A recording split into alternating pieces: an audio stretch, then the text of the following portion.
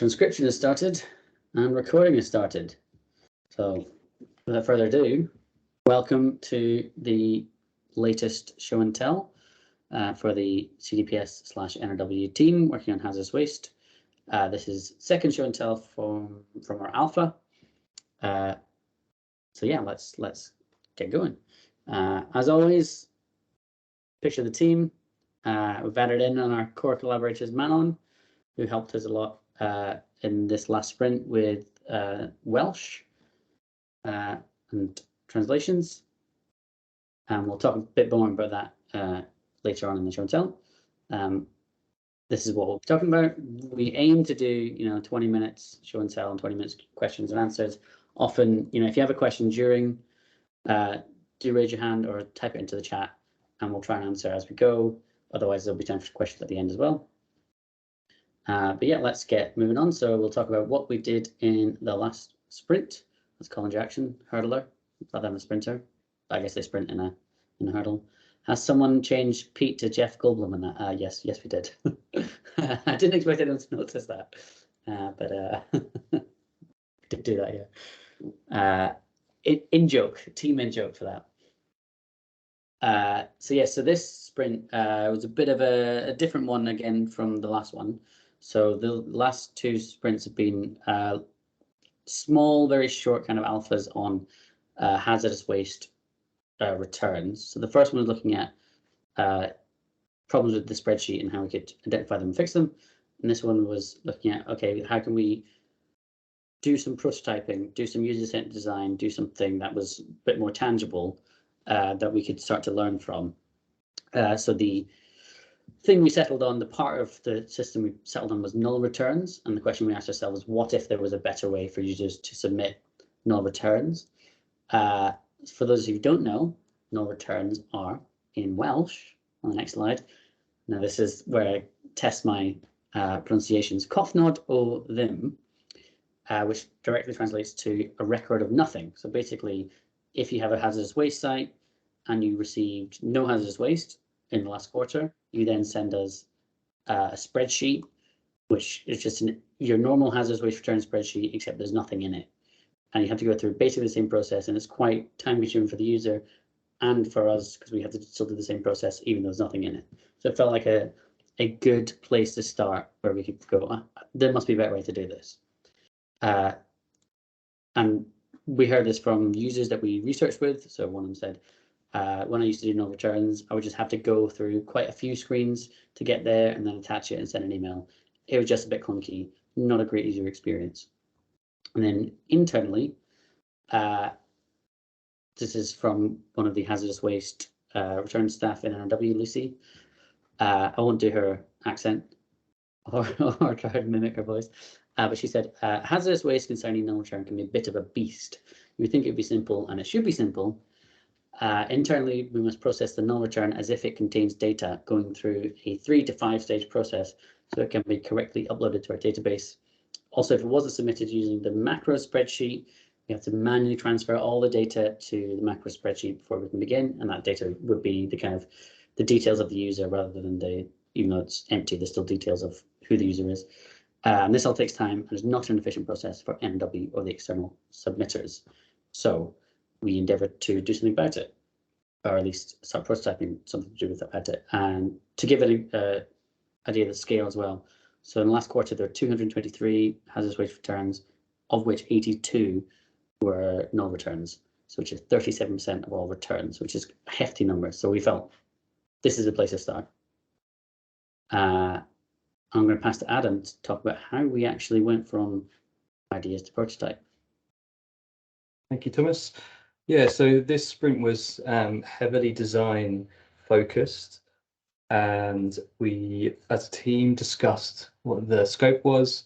Some of the things that we discussed was how some of the important internal user needs, so how this data is handled and processed and loaded to the database. Lucky the sprint before, where we really dug deep into the macro spreadsheet, gave us a lot of information as well.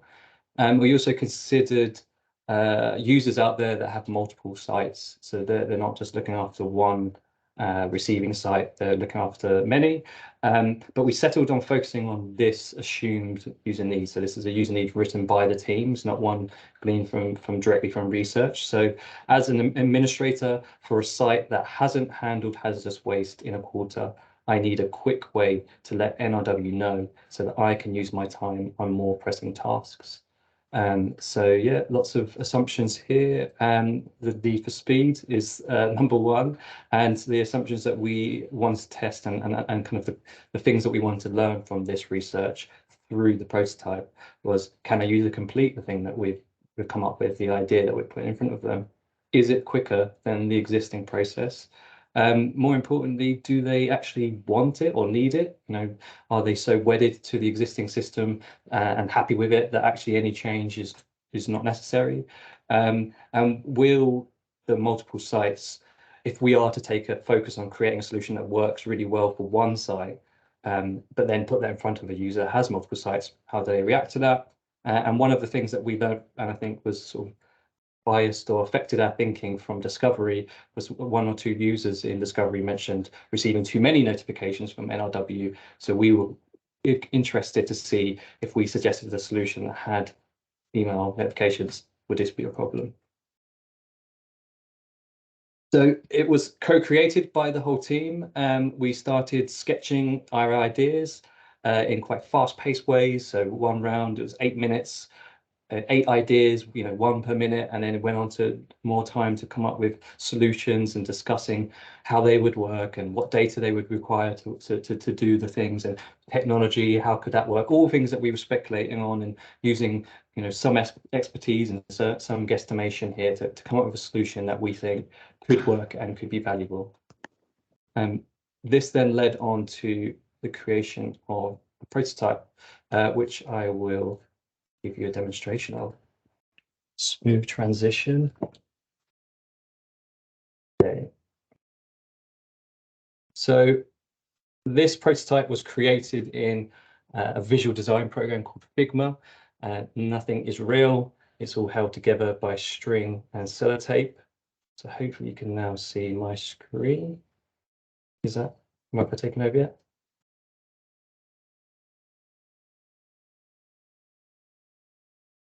Cool. Can't see anything. Okay, probably can see my Teams calendar. We good? Can you see the grey, the white box in the middle? Okay, so this is the prototype setup screen. So this is just so that we can get them into the different routes. I'll take you down the primary prototype. So we created a number of prototypes, but the focus we felt as a team was that this is quite an email-based interaction with users, with the hazardous waste team sending emails to people that who currently are known to them for handling hazardous waste and filing, submitting hazardous waste returns. So that was kind of primary. Let's continue this email route. And so we'll go down this direction. Here we go. So keen-eyed, you can see this is a mocked up version of an inbox based on Outlook very loosely. So here we just kind of played the content of what they would receive in their email, and the idea that they've received one single email from us. Each email refers to a site. So the site address is shown. The site number is a catch-all phrase that includes permit numbers, exemption reference numbers, and anything else. So that was a bit of language, a bit of content we were exploring there. Was it understood? Was this enough information to identify what actions they were about to take? You know, they were about to take an action for this one site. Were they clear on that?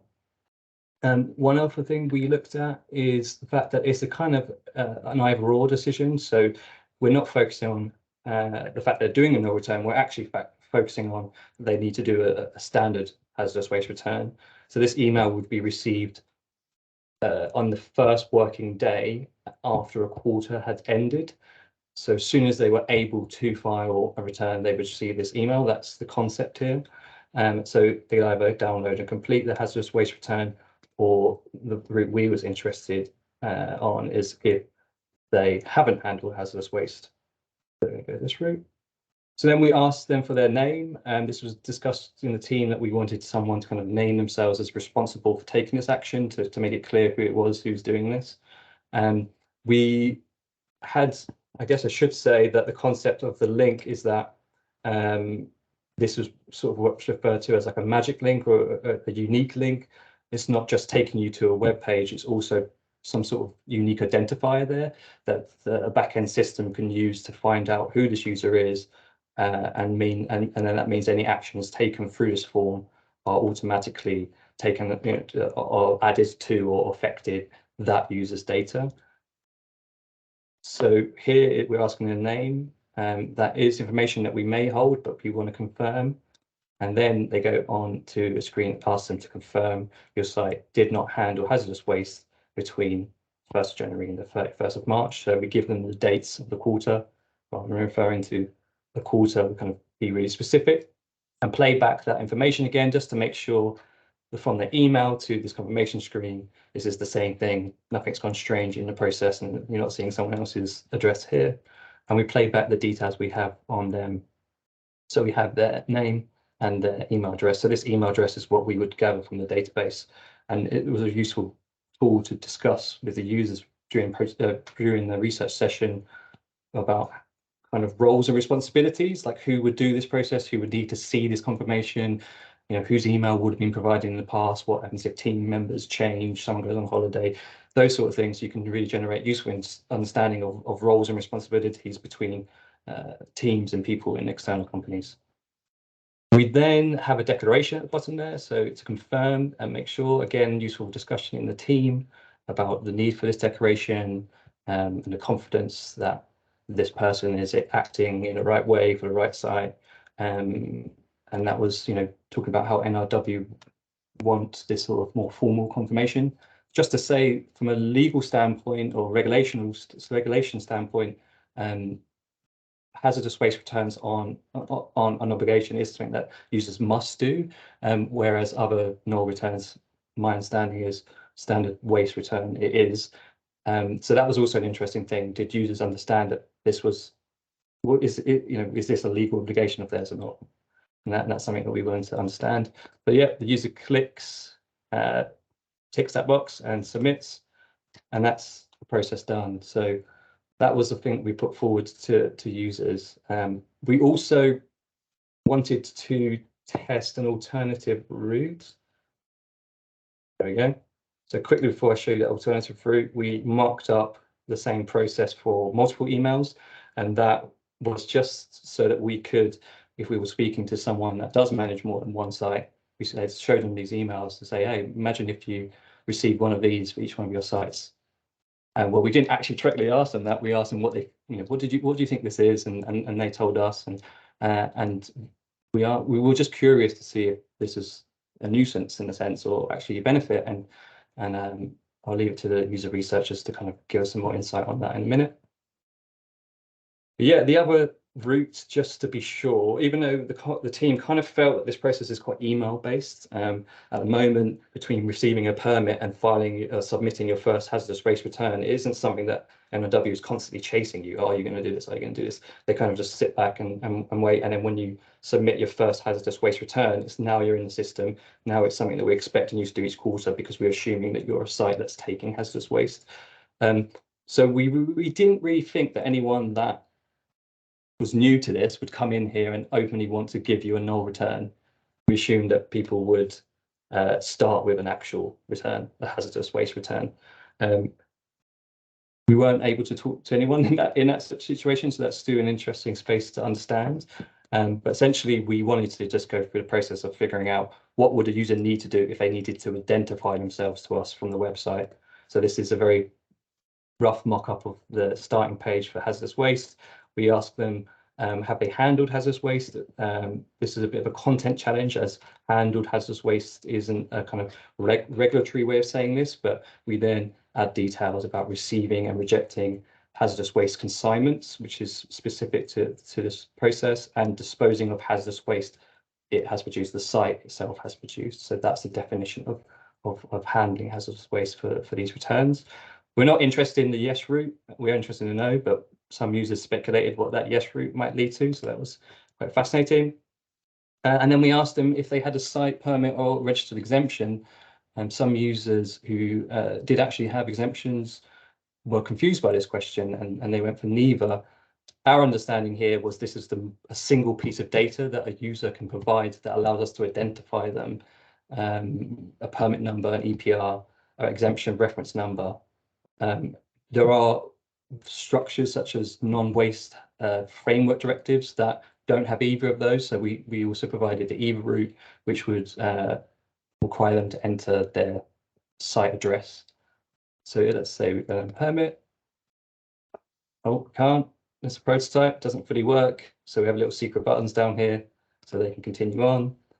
I built this prototype and I still don't know how it works. Yep, so we asked them, what is your site permit number? Again, interesting conversation. What is this? Where do I find it? You know, one assumption you'd make is a company acts as a whole, but maybe the person filling this in is more of an admin staff and they had nothing to do with the permit. So the information might not be accessible to them. We want to understand this in the reality, from their reality. So let's continue to imagine that they did. We then play back the information. So using that EPR, that permit number, we can then find out the site that they're referring to, and we can say, here, this is your EPR, your permit you gave us. You can change it if you need to, but this is the address that it's applying to. So this is the site you're about to act on, and then you continue. You can enter your email. Obviously, in this route, we don't have their email address, so we need to grab that, and then we're back into that same flow that we saw before. What is your name? Confirm this, and job done. So yeah, that is the prototype we put into testing. I'll hand you over to Alex, who give you his take on that process and what it was like to be part of that. Yeah, hi everyone. So yeah, I'm just going to really talk about, just from my point of view. I'm not going to spend too long doing it because it is just a point of view. But basically, just really wanted to talk about the workshops, how these ideas came together. So Adam's just given you a really quick show through that we sketched our ideas.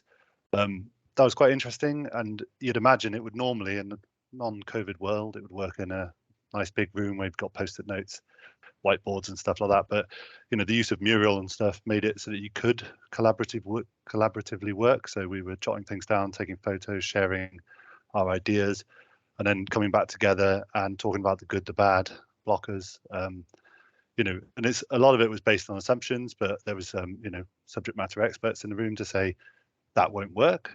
So there's some really strange ideas and wonderful ideas that we came up with.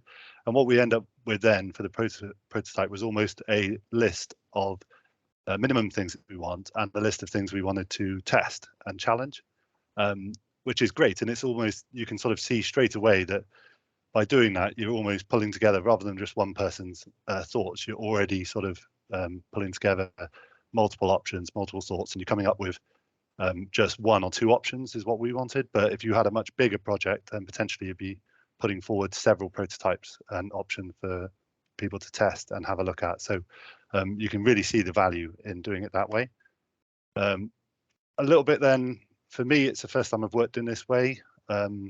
I've worked on a lot of ICT projects in the past, came from the private sector. Generally, we wouldn't show any customers or external users what we were doing until we'd already built it and we were in then the user testing phase. And then you'd have a few friendlies that come and test it, and you'd know they'd help you along the way and make sure that they can use it. But basically, you'd have already built the thing, so any changes and tweaks would maybe be a few content things and very small tweaks because you've already spent loads of money building it.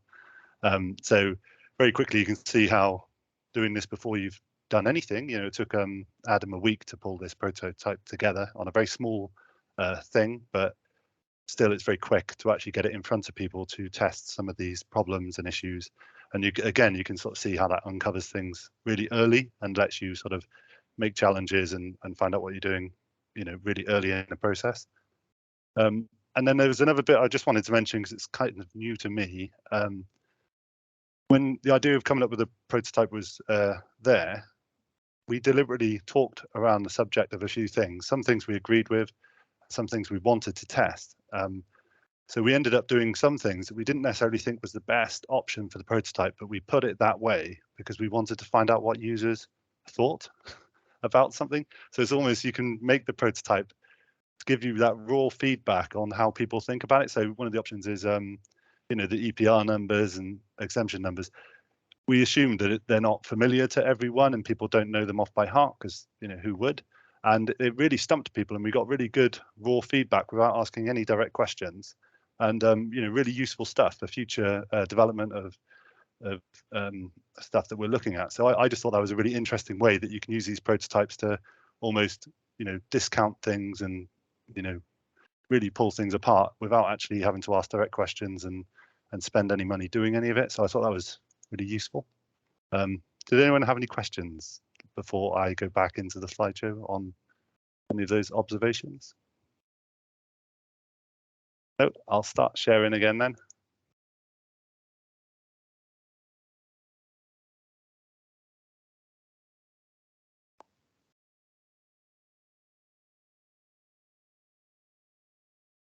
And one other thing I'd like to say just before we go back into the slide is, obviously those are my observations, and we've got another quote here from Lucy, who's working all the prototype stuff as well. So she said, to get the prototype we had to listen, learn and challenge each other to ensure NLW's criteria were met. I can see that the prototype combined with the continued use of Agile could provide NLW a truly user-friendly, streamlined approach for the submission of null returns without the need for as much internal work. This would free up time for both us and our external users. So, you know, obviously internal users are, you know, almost or as important as external users. So it's very good to get feedback from people who are actually doing the job, and they can see, you know, real benefits coming from, you know, pulling together prototypes on certain processes like that. Next in the slide is, as Thomas mentioned earlier, Manon helped us with helping to develop this in Welsh as well as in English. So I'm going to hand over to Manon now so she can talk to you a little bit about that. Thanks, that's great. Usually translation, traditionally, it's seen as the final step before anything goes live. So this kind of means that the original text would have been written, rewritten and tweaked and signed off before it goes to translation traditionally. And because the translation is at the end of the process or at the end of the line, the time can become quite limited to make sure that the translation is done to the same standard as the original English.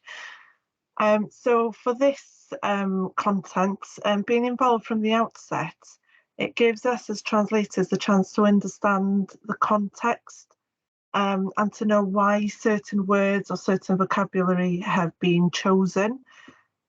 We can also provide input if we see something that we don't think would translate well. We can give that input right at the beginning, which might impact how the English is tweaked at a later date.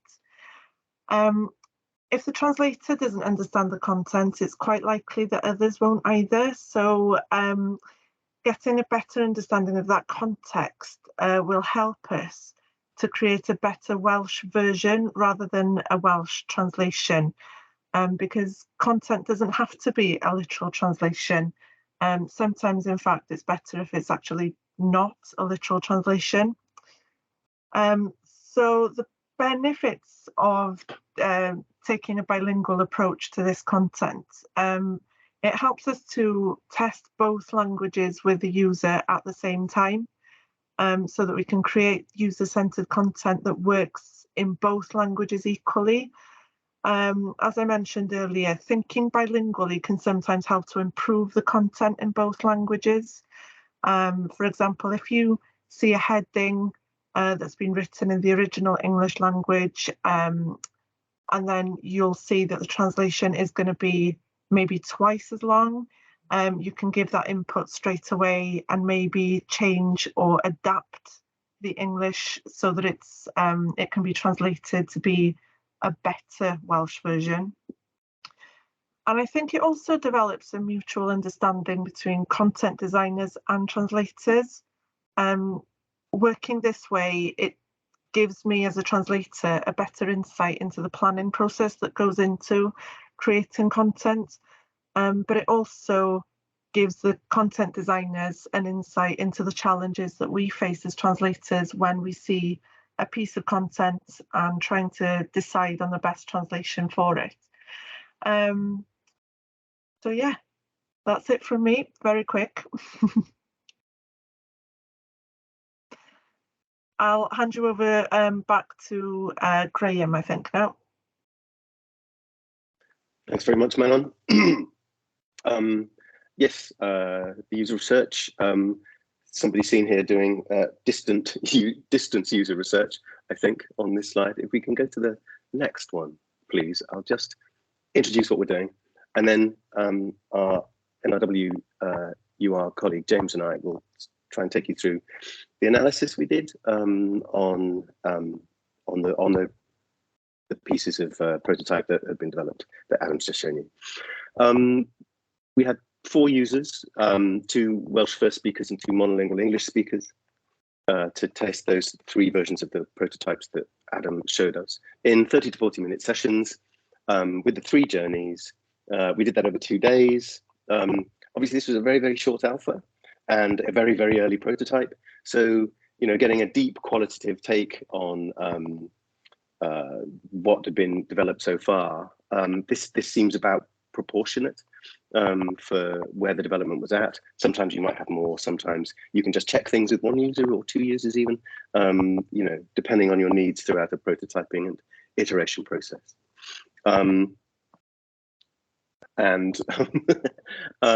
The result of that, the best result to show you from our sessions was this quite upbeat. It's just quick and easy to submit. I'm all for quick and easy. My tax return's very similar and I can navigate through that really easily. It's great, yeah, I like it. That was after somebody went through the first single email prototype. But unfortunately, it isn't always as simple as that. And I think James is going to take us into a little bit more detail using the Welsh interviews. Yeah, thanks, Graham. So on the Welsh interviews, they were with people we'd already spoken to in the discovery. And we wanted to check language and terminology, but also how the prototype worked. And this confirmed some of the English language findings, but also revealed some new information. So the users I spoke to missed that binary choice at the bottom of the email, the either or about it. They just saw the first link and ignored the second link. There are different solutions about how to overcome that. One person said, maybe make the or on a separate line or have it in bold, you know, make sure that they're 2 distinct blocks of text like that. And the other person said, just have a single link and then give us a choice when we've clicked on that link. So just sort of reframing it from the way we have in the prototype. They were also confused by the your name question, and I've got a quote around that there. Fel dwi'n neud rhywbeth ar ran Cyngor Gwynedd, mae'n mynd I ofyn amdan fy enw I gyntaf felly, dim enw'r cwmni. So that's, as we're doing something on behalf of Gwynedd Council, it's going to ask for my name first, not the name of the company. So they clearly found it quite strange. For them, they were an individual who worked for a larger company, and they had concerns around if they put their name down, but ordinarily someone else submitted returns, was that going to cause a complication? They just then generally didn't really understand why they were doing it. Once we explained it was around the legal declaration, they understood that.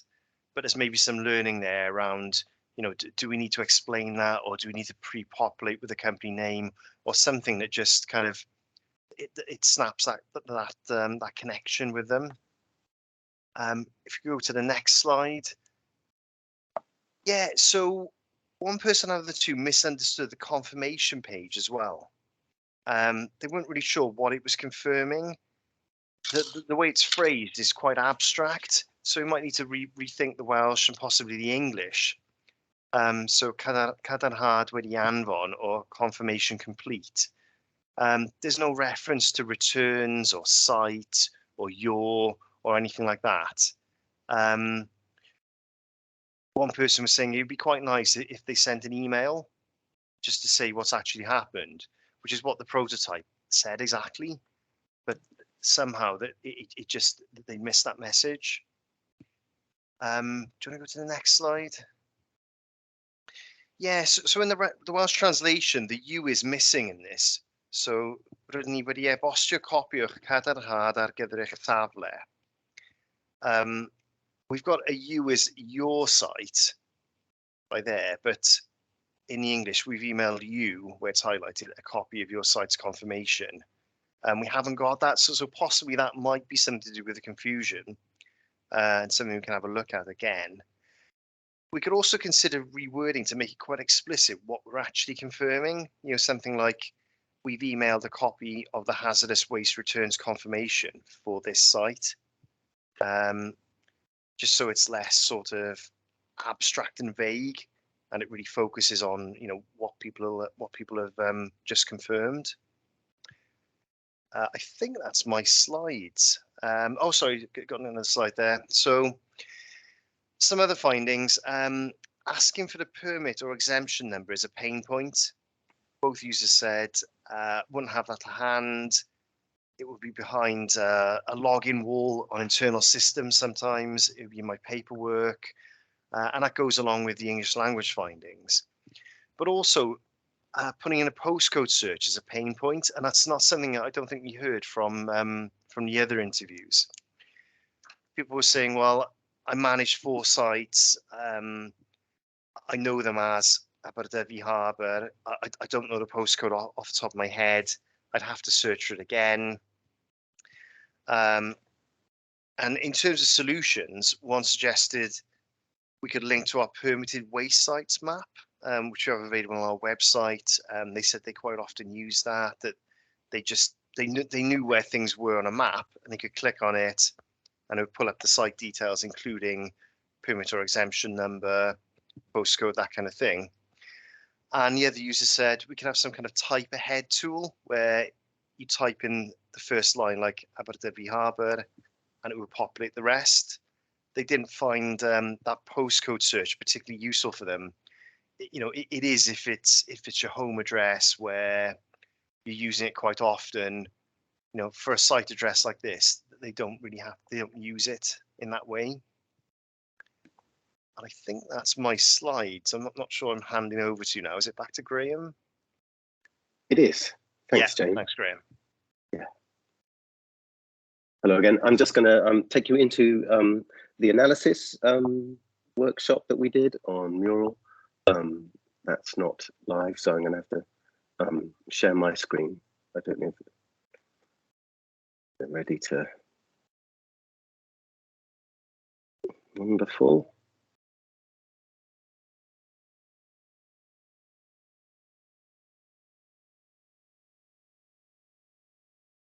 So hopefully you can see we are in a mural, and just to stay back at this distance for a while, this is a single email process. What follows that is a multiple email process, and then there's the web site access process. What we, it's a bit mobile. What we did page by page really is tested for a couple of things.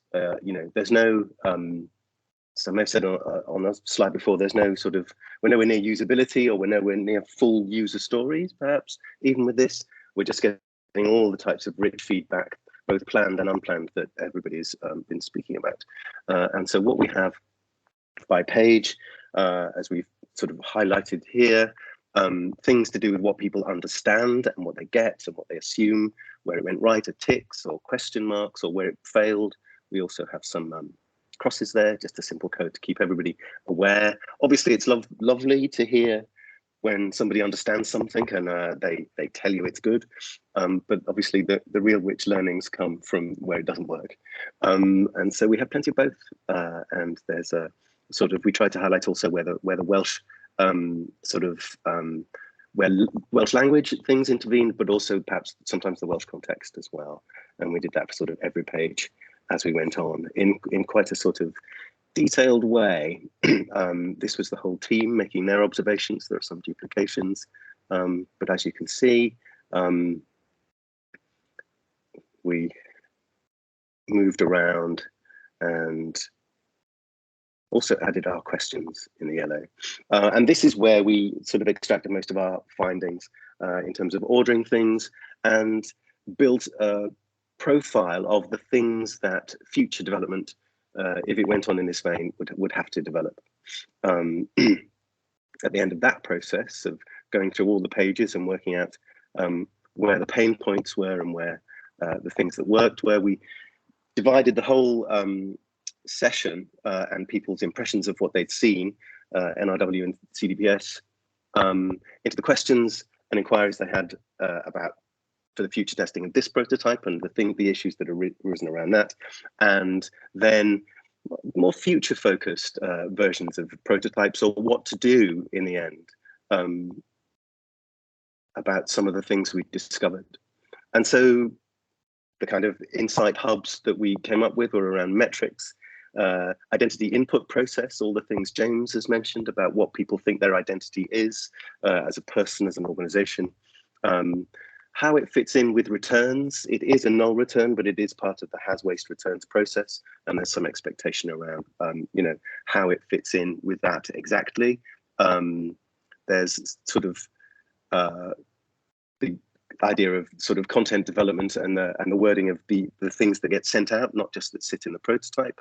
Also there were some points made about who would benefit perhaps in different organizations, and who might get, you know, a lot of understanding out of participating in some of our sessions, because it's quite easy to do with a prototype, which is on screen all the time, and you can have a number of people watching if that's what you want to do, and indeed that's what we did, and that seemed to be a very good thing. So some practical observations as well in here. Yeah, this in the future there were more specific examples of how the regulatory framework and other aspects of the systems at NRW at the moment might wrestle with this addressee versus the legal entity that has to submit in the email process in particular. How what we sort of built in around perhaps self-service or self-serve rather principles might be carried forward. Bilingual development at the center of everything and the benefits that we gain from that, as Manon said.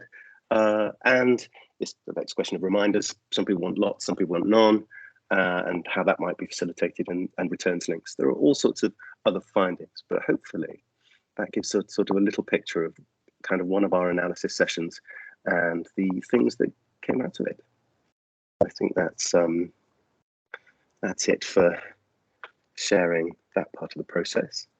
And I think we're going to pass on now to Thomas. Have I got that right? Yes. Back to me, yes. I'm conscious that it's 22, 5 minutes left, so I'll whiz through these final slides just to wind up. So this sprint was a bit different to a normal kind of alpha sprint, these last two sprints, because we'd already made the decision not to progress further with it. Point of these sprints was to kind of show what an alpha would be like, to give some prototyping experience to the team in NRW. It's kind of a demonstrator of like what can be achieved with agile and user-centered design approach. So you'll show, you know, you've seen, you know, in just over a week of doing this stuff, we managed to understand the problem, create a solution, create a prototype that could be used and tested with users, and managed to actually recruit 4 users in that time, 2 of them in Welsh. And we learned quite a lot about what we'd initially assumed would happen in the process, and got some important insights from that. Normally what would happen next is we would then review the learnings we got. We would then create a new version of the prototype, iterate on it with a bit more detail, changes to the content, changes to the things that users struggled with, or things that we felt like we needed to learn a bit more about, and then repeat the process again. And you do that several more times in the alpha. And we'd be asking these questions of ourselves in the alpha, you know, are we solving a real problem? Do we understand the user needs? Do we know enough at this point? This is at the end of the alpha to say something can and should be built. So those are the questions that you kind of ask yourself at the end of the alpha, that once you can answer yes to those questions, then you can move on to the beta phase, is kind of sort of the idea. We don't recommend doing this for hazardous waste returns. for a couple of reasons. So one is around the waste tracking, electronic waste tracking that's coming in a few years. So if we did spend some time doing something, that would then be superseded in the nearish future. They say two and a bit years, but that could be slightly more than that. But we do know that's coming in the future, and that hazardous waste returns won't be a thing. So we're kind of saying we shouldn't do that at this point. But that's not to say that there's no benefits from doing some things and benefits from doing this work now. We know that there's definitely learnings we can take from the work we've done. There may also be other places within NRW that we can that would process null returns, and that you could compare that to and could transfer this learning there. We also would really like to start talking to the IT team in a bit more depth to show, how we can do prototyping in NRW in the same way in other places, so that instead of building stuff, testing it, finding out it doesn't work, way down the line, you're doing that up front, you save a whole bunch of development time. And also, so then we also want to learn about how prototypes grow into live services here, how we can start going from, okay, we've got this prototype, we've iterated a bunch of times, what do we need to do next to make it a real thing, make it have real user benefit. So those are all learnings that we can take from it. So there's definitely a huge amount gained just from this 1 or 2 weeks of prototyping. So yeah, that's kind of us. As always, we have a different picture of a dog. I believe this is Pete/Jeff Goldblum's dog. I think it's called Bo, and it's a golden retriever. So preempting those questions. But if you do have any other questions about the stuff that we've done or anything else in hazardous waste returns, now's the time to ask.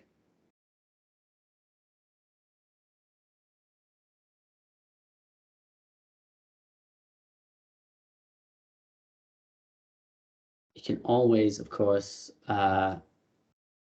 email us or tweet us to ask questions. We have an email here for Alex. We'll be moving on. We're not going away anywhere. We'll be here still. What exactly we'll be working on is TBC, but come to the next show and tell to find out. If there's no questions, then I think we can end it there and be on time, which is a nice rare treat. I did tell you that the Q&A would not be 20 minutes at the start. So yes, thank you so much for coming. I'll stop the recording there. Oh, we have a chat. Thanks for not calling the dog Pop. Yes, well, thank Pete. I'll pass it on to Pete when he gets back from Gran Canaria, which is where he is just now. Okay, I'll stop recording.